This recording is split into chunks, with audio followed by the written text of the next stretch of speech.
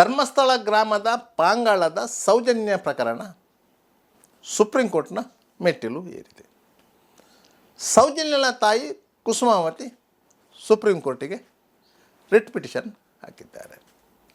ಸೌಜನ್ಯ ಪ್ರಕರಣದ ಮರು ವಿಚಾರಣೆ ಆಗಬೇಕು, ಮರು ತನಿಖೆ ಆಗಬೇಕು ಅಂತ ಹೇಳಿ 19 ಮಂದಿಯ ಸಾಕ್ಷಿದಾರರ ಪಟ್ಟಿ ಕೊಟ್ಟಿದ್ದಾರೆ.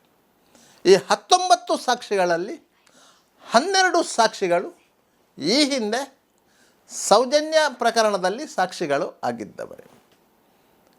7 ಮಂದಿ ಹೊಸ ಸಾಕ್ಷಿದಾರರು ಸೃಷ್ಟಿ ಆಗಿದ್ದಾರೆ. ಸುಪ್ರೀಂ ಕೋರ್ಟು ಈ ಪ್ರಕರಣವನ್ನು ಜುಲೈ ತಿಂಗಳಿಗೆ ಮುಂದೂಡಿದೆ. ಆ ಸಂದರ್ಭದಲ್ಲಿ ಸುಪ್ರೀಂ ಕೋರ್ಟು ಏನು ತೀರ್ಮಾನ ಕೈಗೊಳ್ಳುತ್ತದೆ ಎನ್ನುವುದರ ಮೇಲೆ ಕುತೂಹಲ ಇದೆ. ಸುಪ್ರೀಂ ಕೋರ್ಟು ಯಾವುದೇ ಪ್ರಕರಣದ ತನಿಖೆಯನ್ನು ನಡೆಸುವುದಿಲ್ಲ. ಆದರೆ ಇಂತಹದ್ದೇ ತನಿಖಾ ಸಂಸ್ಥೆಗಳು ತನಿಖೆ ನಡೆಸಬೇಕು ಎಂದು ನಿರ್ದೇಶಿಸುವ ಹಕ್ಕನ್ನು ಹೊಂದಿರ್ತದೆ.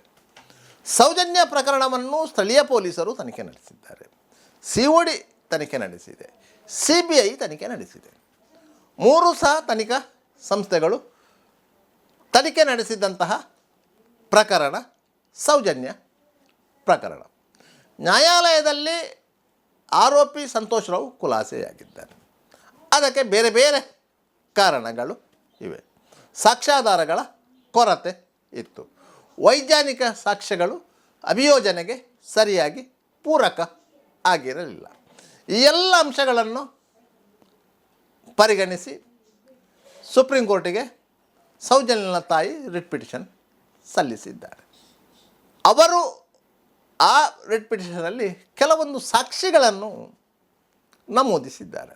ಅದರಲ್ಲಿ ಪ್ರಮುಖರಾಗಿ ಇದ್ದವನು ಜಗದೀಶ್, ಅವರ ಸೋದರ ಸಂಬಂಧಿ. ಗುರುವಾಯನಕೆರೆಯ ನಾಗರಿಕ ಸೇವಾ ಟ್ರಸ್ಟ್ನಲ್ಲಿ ಕೆಲಸ ಮಾಡುತ್ತಿದ್ದವ. ಆತ ಸೌಜನ್ಯ ಪ್ರಕರಣದಲ್ಲಿ 2ನೇ ಸಾಕ್ಷಿ. ಆತನ ಬಗ್ಗೆ ಕಳೆದ ಎಪಿಸೋಡಲ್ಲಿ ವಿವರಿಸಲಾಗಿದೆ. ಈಗ ಈ ಪ್ರಕರಣದಲ್ಲಿ ಮತ್ತೊಬ್ಬ ಸಾಕ್ಷಿ ಸೌಜನ್ಯಲ ಸೋದರ ಮಾವ ವಿಠಲ ಗೌಡ, ಕುಸುಮಾವತಿಯವರ ಸಹೋದರ. ಸೌಜನ್ಯಲನ್ನು ಜೀವಂತವಾಗಿ ಕೊನೆಯ ಬಾರಿಗೆ ನೋಡಿದಂತಹ ವ್ಯಕ್ತಿ. SDM ಪ್ರಕೃತಿ ಚಿಕಿತ್ಸಾಲಯದ ವಾಚ್ಮೆನ್ ನಂತರ ಆಕೆಯನ್ನು ನೋಡಿದವನು ವಿಠಲಗೌಡ. ವಿಠಲಗೌಡ ತನ್ನ ಸಹೋದರಿ ಯಶೋಧ ಮತ್ತು ಆಕೆಯ ಮಕ್ಕಳನ್ನು ಜೀಪಿನಲ್ಲಿ ಕರೆದುಕೊಂಡು ಬರ್ತಾ ಇದ್ದಾಗ ಸೌಜನ್ಯ ನಡೆದುಕೊಂಡು ಮನೆ ಕಡೆಗೆ ಹೋಗ್ತಾ ಇದ್ದಳು. ಅದು ಸಂಜೆಯ ವೇಳೆಗೆ 9ನೇ ತಾರೀಕು ಅಕ್ಟೋಬರ್ ತಿಂಗಳು 2012ನೇ ಇಸವಿ. ತದನಂತರ ಸೌಜನ್ಯ ನಾಪತ್ತೆಯಾದದ್ದು, ಎಲ್ಲರೂ ಸೇರಿ ಹುಡುಕಿದ್ದು, ಪೊಲೀಸರಿಗೆ ಹೋಗಿ ದೂರು ನೀಡಿದ್ದು, ಪೊಲೀಸರು ಕೇಸು ದಾಖಲಿಸಿಕೊಂಡದ್ದು. ಮರುದಿನ ಮಧ್ಯಾಹ್ನ 12 ಗಂಟೆಯ ವೇಳೆಗೆ ಮಣ್ಣಸಂಕದ ಪೊದೆಗಳ ಮಧ್ಯೆ ಸೌಜನ್ಯಳ ದೇಹ ಸಿಕ್ಕಿದ್ದು ಅತ್ಯಾಚಾರಗೈದು ಕೊಲೆಗೈದ ಸ್ಥಿತಿಯಲ್ಲಿ. ದೇಹ ಸಿಕ್ಕಿದ ಸಂದರ್ಭದಲ್ಲಿ ವಿಠಲಗೌಡರು ಉಜಿರೆ SDM ಕಾಲೇಜಿನಲ್ಲಿದ್ದರು. ಅವರು ಆ ಕಾಲೇಜಿನ ಪ್ರಿನ್ಸಿಪಾಲ್ ಅವರ ಕಚೇರಿಯಲ್ಲಿದ್ದರು. ಯಾಕಂತ ಹೇಳಿದರೆ ಸೌಜನ್ಯಳ ಫೋಟೋ ಬೇಕಿತ್ತು, ಅದು ಕಾಲೇಜಿನಲ್ಲಿ ಇತ್ತು. ಅದಕ್ಕಾಗಿ ಅವರಲ್ಲಿಗೆ ಹೋಗಿತ್ತು. ಆಗ ಅವರ ಫೋನಿಗೆ ಮಾಹಿತಿ ಬಂತು, ಅವರಲ್ಲಿಂದ ಸ್ಥಳಕ್ಕೆ ಬಂದಿದ್ದರು. ತದನಂತರದ ಮಹಜರ್ ಪ್ರಕ್ರಿಯೆಯಲ್ಲಿ ಅವರು ಸಕ್ರಿಯರಾಗಿದ್ದರು. ಸಂಜೆ ವೇಳೆಗೆ ಬೆಳ್ತಂಗಡಿಯ ಸರ್ಕಾರಿ ಆಸ್ಪತ್ರೆಯಲ್ಲಿ ಪೋಸ್ಟ್ಮಾರ್ಟಮ್ ಆಗಿ ಡೆಡ್ ಬಾಡಿಯನ್ನು ವಾರಿಸುದಾರಿಗೆ ಬಿಟ್ಟು ಕೊಡುವಾಗಲೂ ವಿಠಲಗೌಡರು ಇದ್ದರು. ಅವರಿಗೆ ಆ ಸಂದರ್ಭದಲ್ಲಿ ಆಕೆಯನ್ನು ಯಾರು ಅತ್ಯಾಚಾರ ಮಾಡಿ ಕೊಲೆ ಮಾಡಿದ್ದಾರೆ ಎನ್ನುವುದು ಗೊತ್ತಿರಲಿಲ್ಲ. ಆಕೆಯ ಸಹೋದರಿ ಯಶೋಧ ಅವರು ತದನಂತರದ ದಿನಗಳಲ್ಲೂ ಹೇಳಿರಲಿಲ್ಲ. ಯಾರ ಹೆಸರು ಪ್ರಸ್ತಾಪ ಆಗಿರಲಿಲ್ಲ. ಸಂತೋಷ್ ರಾವ್ ಪೊಲೀಸರ ಕೈಗೆ ಸಿಕ್ಕಿ 2 ದಿನಗಳ ನಂತರ ಪೊಲೀಸ್ ಕಸ್ಟಡಿಯಲ್ಲಿ ಆತನನ್ನು ಸ್ಥಳ ಮಹಜರಿಗೆ ಕರ್ಕೊಂಡು ಬಂದಿದ್ದರು.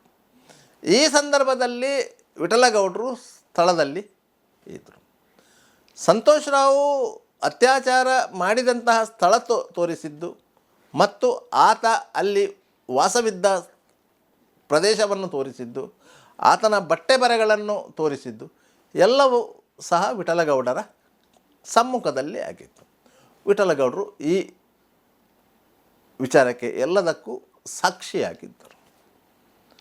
ಇಂತಹ ವಿಠಲಗೌಡರು ತದನಂತರದ ಬೆಳವಣಿಗೆಗಳಲ್ಲಿ ಸಂತೋಷ್ ರಾವ್ನನ್ನು ಜೈಲಿನಿಂದ ಬಿಡಿಸಿಕೊಂಡು ಬರುವಲ್ಲಿ ಪ್ರಮುಖ ಪಾತ್ರ ವಹಿಸಿದರು.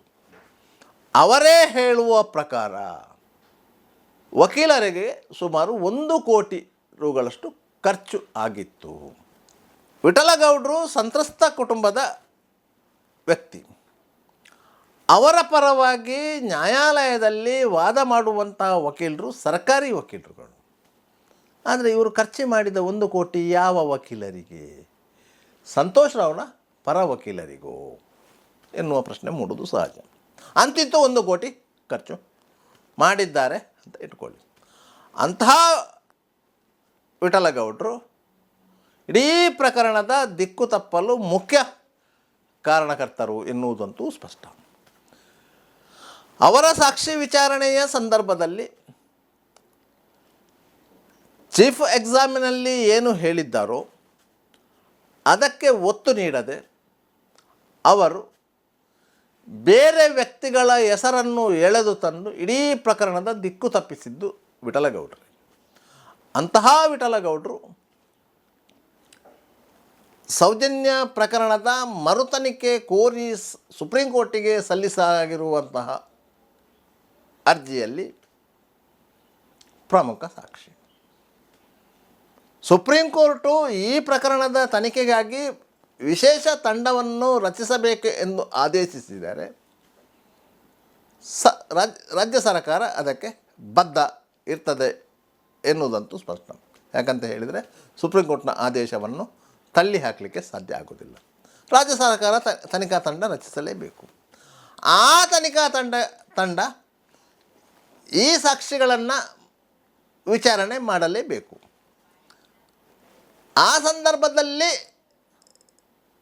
ವಿಠಲಗೌಡರು ಪ್ರಮುಖ ಸಾಕ್ಷಿಯಾಗ್ತಾರೆ. ಯಾಕಂತ ಹೇಳಿದರೆ 2012ರಲ್ಲಿ ಏನಾಯಿತು, 2014ರಲ್ಲಿ ಏನಾಯಿತು, ಮಾಧ್ಯಮ ಸಂವಾದದಲ್ಲಿ ಏನೇನೋ ಆಯಿತು, ತದನಂತರ ಯಾವ ಯಾವ ಬೆಳವಣಿಗೆಗಳಾಯಿತು, ಸಂತೋಷ್ ರಾವ್ನನ್ನು ಜೈಲಿನಿಂದ ಹೊರಗೆ ತರುವಂತಹ ಪ್ರಯತ್ನಗಳಲ್ಲಿ ಯಾರ್ಯಾರು ಶಾಮೀಲಾದರು, ಯಾರ್ಯಾರಿಗೆ ಎಷ್ಟೆಷ್ಟು ಹಣವನ್ನು ಒದಗಿಸಲಾಯಿತು ಮತ್ತು ಹೇಗೆ ವ್ಯವಸ್ಥಿತ ರೀತಿಯಲ್ಲಿ ಆ ಪ್ರಕರಣವನ್ನು ಹಳ್ಳ ಹಿಡಿಸಲಾಯಿತು ಎನ್ನುವುದು ಗೊತ್ತಿರುವುದು ವಿಠಲಗೌಡರಿಗೆ ಮಾತ್ರ. ಇಷ್ಟೇ ಅಲ್ಲ, ವಿಠಲಗೌಡರಿಗೆ ಮತ್ತೂ ಒಂದು ಅಂಶ ಇದೆ. ಧರ್ಮಸ್ಥಳದಲ್ಲಿ 100 ಹೆಣ್ಣು ಮಕ್ಕಳ ಮೇಲೆ ಅತ್ಯಾಚಾರ ಮಾಡಿ ಕೊಲೆಗೈದು ಹೂತು ಹಾಕಲಾಗಿದೆ ಎಂದು ಮಾಡಿದಂತಹ ಷಡ್ಯಂತ್ರದ ಆರೋಪದಲ್ಲಿ ಪ್ರಮುಖ ಪಾತ್ರಧಾರಿಯೂ ವಿಠಲಗೌಡರೇ. ಬಂಗ್ಲಗುಡ್ಡೆಯಿಂದ ಅಸ್ಥಿಪಂಜರದ ತಲೆಬುರುಡೆಯನ್ನು ತಂದವರು ಅವರೇ. ಅದನ್ನು ಚಿನ್ನಯ್ಯನಿಗೆ ಕೊಟ್ಟು ಆತ ಅದನ್ನು ನ್ಯಾಯಾಲಯಕ್ಕೆ ತಂದು ಒಪ್ಪಿಸಿದ್ದು ಎಲ್ಲವೂ ಗೊತ್ತಿದ್ದಂಥ ಸತ್ಯ. ವಿಠಲಗೌಡರನ್ನು SIT ಅಧಿಕಾರಿಗಳು ತನಿಖೆ ನಡೆಸಿದ್ದಾರೆ. ವಿಠಲಗೌಡರು ಸಹ ಈ ಷಡ್ಯಂತ್ರದಲ್ಲಿಂದು ಭಾಗಿ ಅಂತ ಹೇಳಿ SIT ಅಧಿಕಾರಿಗಳು ಈಗಾಗಲೇ ನ್ಯಾಯಾಲಯಕ್ಕೆ ವರದಿ ಒಪ್ಪಿಸಿದ್ದಾರೆ. ಅಂತಹ ವಿಠಲಗೌಡರು ಸುಪ್ರೀಂ ಕೋರ್ಟಿನಲ್ಲಿ ಸಲ್ಲಿಸಲಾಗಿರುವಂತಹ ಮರು ತನಿಖೆ ಕೋರಿದ ಅರ್ಜಿಯಲ್ಲಿ 19 ಸಾಕ್ಷಿಗಳಲ್ಲಿ ಪ್ರಮುಖರು. ಇವರು ಸುಪ್ರೀಂ ಕೋರ್ಟು ರಚಿಸಬಹುದಾದಂತಹ ತನಿಖಾ ತಂಡದಿಂದ ವಿಚಾರಣೆಗೊಳಗಾಗುವುದಂತೂ ಸತ್ಯ.